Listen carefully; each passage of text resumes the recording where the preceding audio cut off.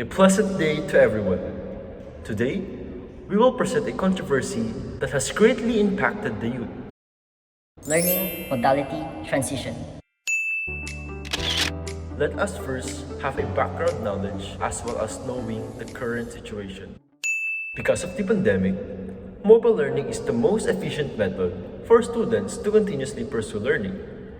While the resumption of classes despite the pandemic is controversial, either students attend online class or modular style do not be left behind in their learning years.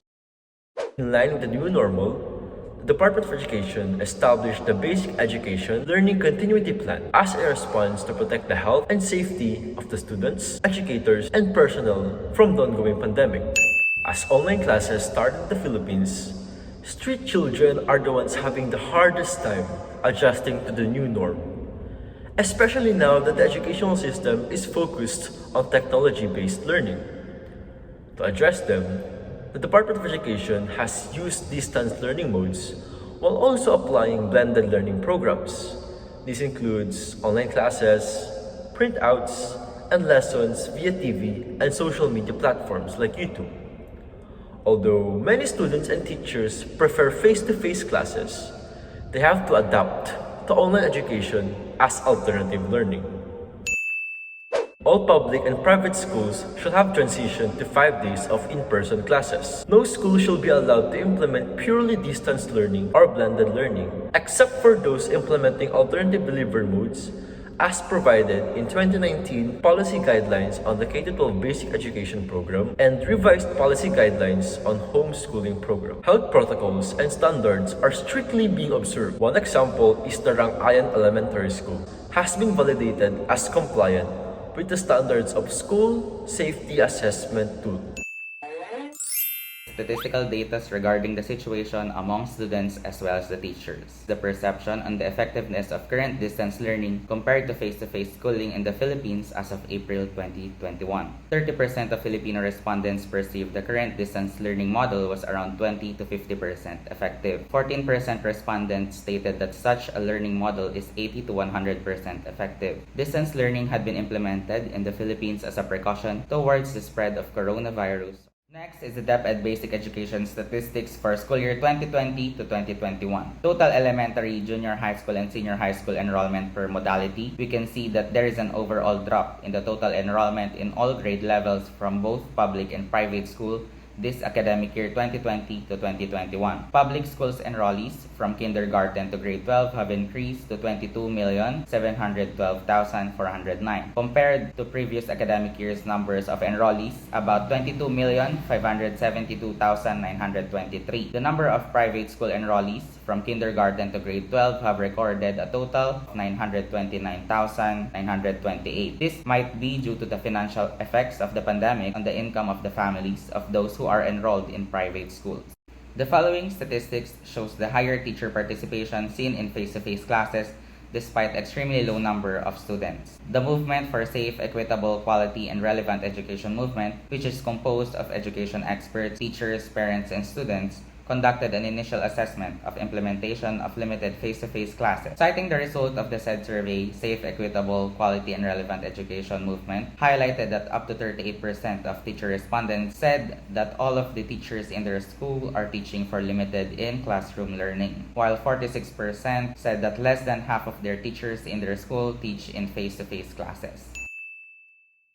Projected shortage with 20 or 40 students per class. The school 5 days a week of November 2020, data analysis showed that Calabarzon, which has the second highest number of classrooms in the country, the National Capital Region, and Bangsamoro would also be short of twice their present number of classrooms. NCR would still be short of 5,793 classrooms, while Calabarzon will need 3,624 classrooms. BARMM will need around 500 more classrooms.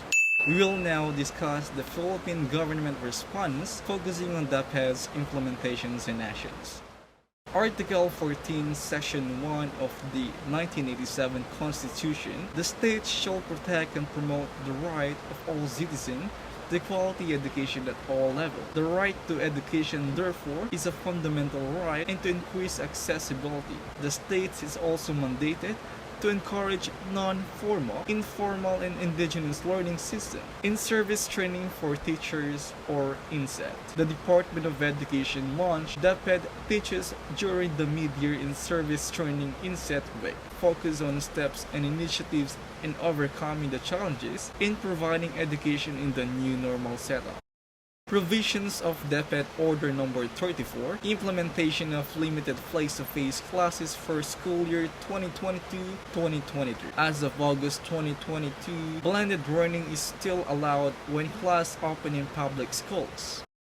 Learning Continuity Plan, the realignment of unused balance of the DepEd 2020 New School Personnel Positions, Basic Education Facilities, RA number 11494, also known as the Bayanihan to Recover as One Act, to provide funding options for the hiring of teacher assistants and for the production or reproduction of modular learning materials for K-12.